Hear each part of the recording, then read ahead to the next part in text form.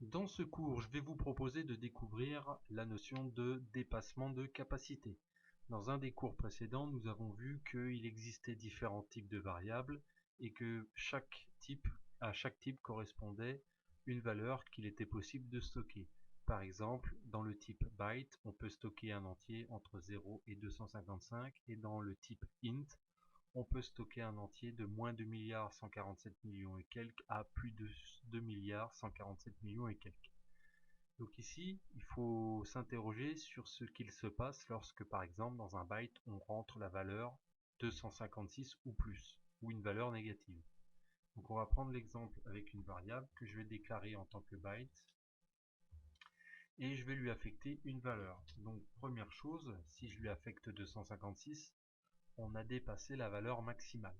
Alors l'IDE va nous le dire, puisqu'ici, il nous dit impossible de convertir la valeur 256 en byte. Donc lui, il l'a détecté. De toute façon, vous ne pourrez pas compiler. Une erreur de build se produira. Par contre, il peut arriver des cas où le programme, l'IDE, ne va pas se rendre compte que nous sommes en dépassement de capacité. Par exemple, si je prends 255, que je déclare une autre variable, par exemple B2, et que je dis que B2 est égal à B fois 10, là encore, il va détecter que la valeur va être supérieure. Mais il y a des cas, il ne pourra pas le faire. Pour vous illustrer cela, je vais vous prendre le cas d'un entier. Donc avec int, on va lui affecter une valeur de 1 milliard. Je vais déclarer également une autre variable j, dans laquelle je vais passer la valeur 10. Et puis, je vais déclarer la variable k, et je vais dire que k est égal à i fois j. Donc automatiquement, k va prendre 10 milliards. Or, nous avons vu que dans un entier, il n'était pas possible de stocker plus de 2 milliards 147 millions 483 647. Et pourtant, le programme là ne détecte pas le dépassement de capacité. Donc on pourrait s'attendre à trouver 10 milliards. Or, vous allez voir ce que va contenir k lorsque je l'affiche.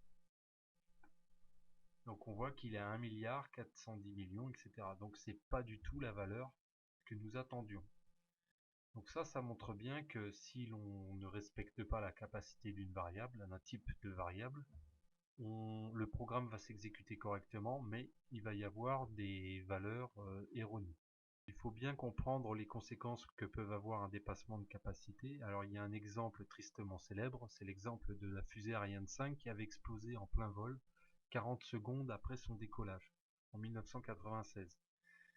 Et en fait, ça c'est dû au fait que, pour des raisons d'économie, le logiciel qui a été conçu pour Ariane 4 a été utilisé pour Ariane 5. Sauf que l'accélération avait été stockée dans un type byte, puisque la valeur maximale était de 64. Par contre, pour Ariane 5, l'accélération pouvait atteindre 300, ce qui était au-delà d'un byte. Ce qui veut dire qu'il y a eu un dépassement de capacité, et donc la fusée a explosé. Alors cette petite erreur a quand même coûté plus de 150 millions d'euros. On peut se poser la question, est-ce que je peux faire k égale i fois j? Alors on verra dans le tutoriel sur la conversion des types de données que oui, c'est possible,